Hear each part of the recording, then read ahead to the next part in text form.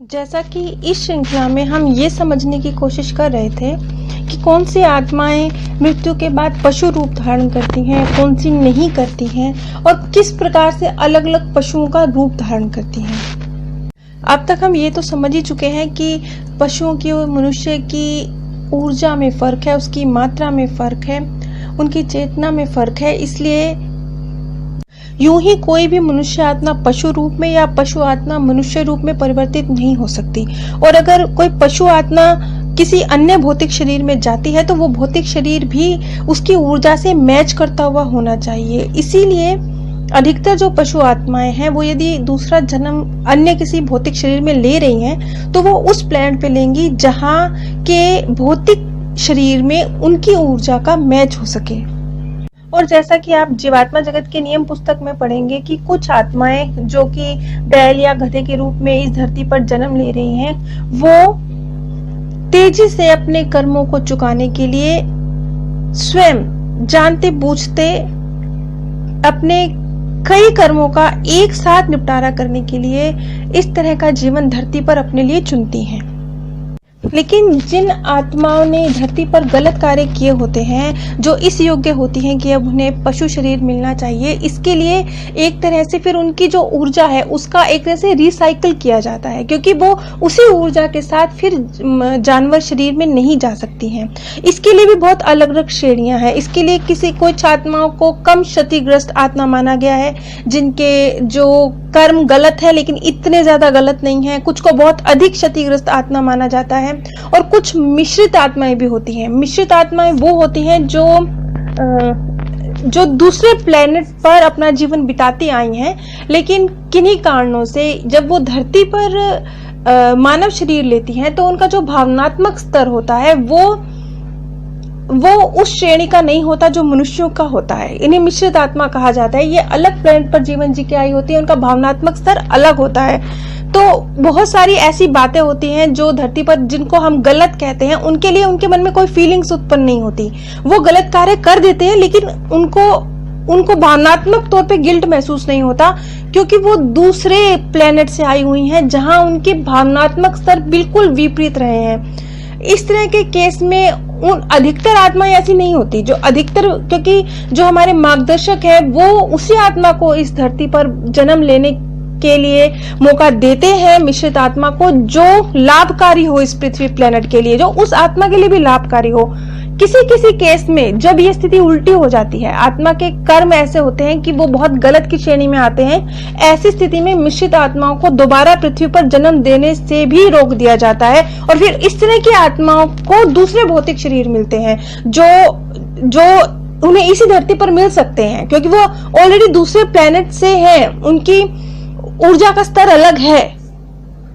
आत्मा लोक में एक ऐसा स्थान जिसे पुनर्निर्माण क्षेत्र कहा जाता है, उस क्षेत्र में इस तरह की जो ऊर्जा होती है जिसमें परिवर्तन की आवश्यकता होती है, उन्हें ले जाया जाता है। और ये तभी हो जाता है एकदम बिगिनिंग में, जब आत्मा लोक में प्रवेश करती है। यहाँ पे एक तरह से पुनर्निर्माण क्षेत्र में उनका जाना ही यही उनका फर्स्ट स्टेप होता है। उन्हें उनके आत्मिक रूप से मिलने का मौका भी नहीं मिलता। ये जो जानकारी प्रदान की गई है ये भी एक ऐसे माध्यम द्वारा प्रदान की गई है जो उस स्थान पे, उस पुनर्निर्माण के स्थान पर एक चिकित्सक के सहायक के तौर पर कार्य करते रहे हैं। और इस धरती पर भी वो एक चिकित्सक ही थे जो अलग अलग तरीकों से अपने पेशेंट्स की देखभाल करते थे।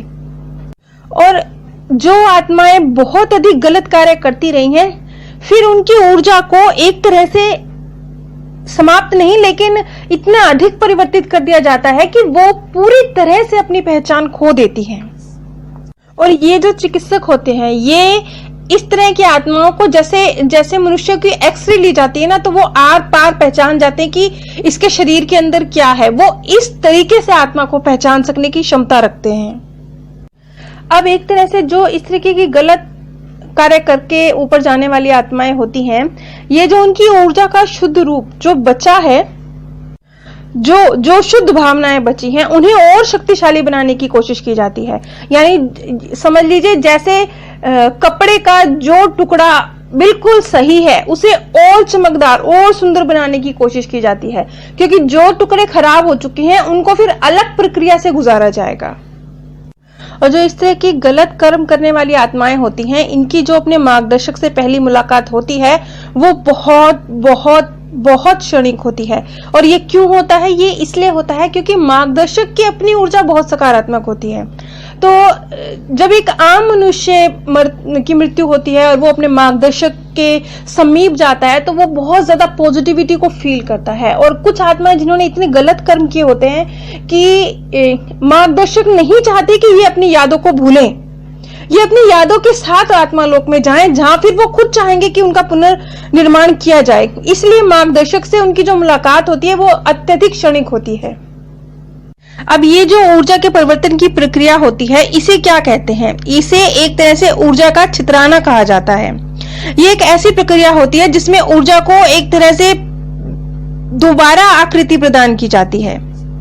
ऊर्जा नष्ट नहीं होती है, सिर्फ उसका ढांचा बदलता है।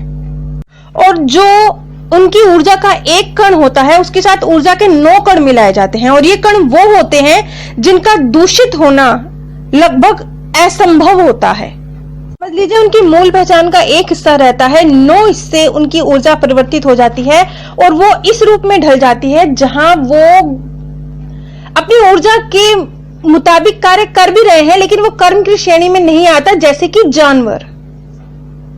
इसे साधारण शब्दों में समझा जाए तो जो गलत ऊर्जा है उसके साथ जो अत्यधिक मात्रा में जो अच्छी ऊर्जा है उसको मिला दिया जाता है और कुल मिला के एक अहानिकारक ऊर्जा का निर्माण होता है।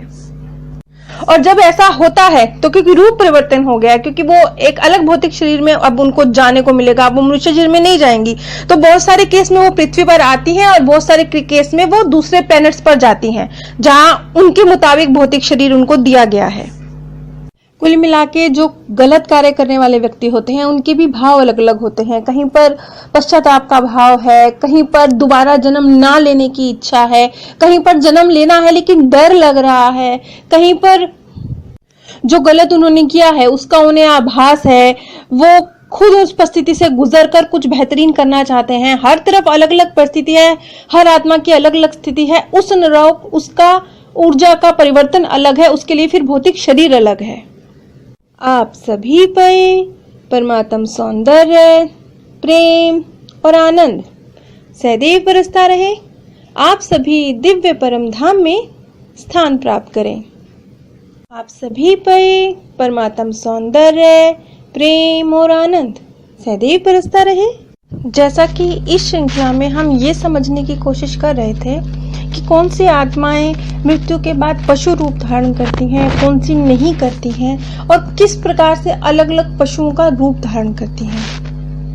अब तक हम ये तो समझ ही चुके हैं कि